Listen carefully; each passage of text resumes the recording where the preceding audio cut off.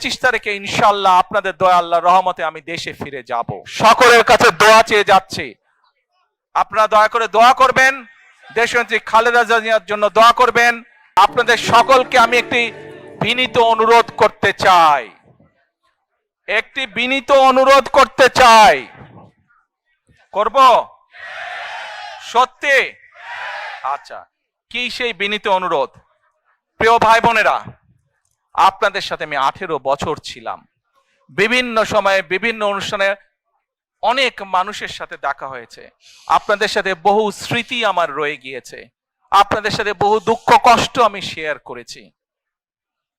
আপনারা বিভিন্ন সময় আমার বক্তব্যের শুরুতেই বলেছি, যুক্তরাজ্য সহ বিভিন্ন দেশের প্রবাসী, বিশেষ করে যারা জাতীয়তাবাদী বাংলাদেশি জাতীয়তাবাদের রাজনীতিতে বিশ্বাস করেন, আপনারা বহু মানুষ বিভিন্ন সময় আমার পরিবারের দলের বিপদের সময় আমাকে মানসিকভাবে সাহস দিয়েছেন, সহযোগিতা করেছেন, সমর্থন জুগিয়েছেন।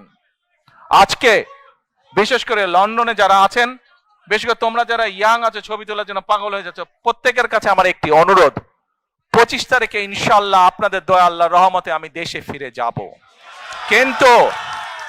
কিন্তু এখানে উপস্থিত, এই ঘরে উপস্থিত প্রত্যেকটি মানুষের কাছে আমার অনুরোধ, দয়া করে কেউ আপনারা এয়ারপোর্টে সেদিন যাবেন না, দয়া করে কেউ আপনারা এয়ারপোর্টে যাবেন না আপনারা। কারণ এয়ারপোর্টে গেলে একটি হট্টগোল তৈরি হবে এবং মানুষ জানবে যে এরা সব বাংলাদেশি, এবং দেশের সুনাম নষ্ট হবে, দলের সুনাম নষ্ট হবে। যারা এয়ারপোর্টে যাবেন না, যারা সেদিন এয়ারপোর্টে যাবেন না, আমার আজকের এই অনুরোধ যারা রাখবেন, আমি ধরে নিব তারা দল এবং সর্বোপরি দেশের সম্মানের প্রতি মর্যাদা রাখবেন।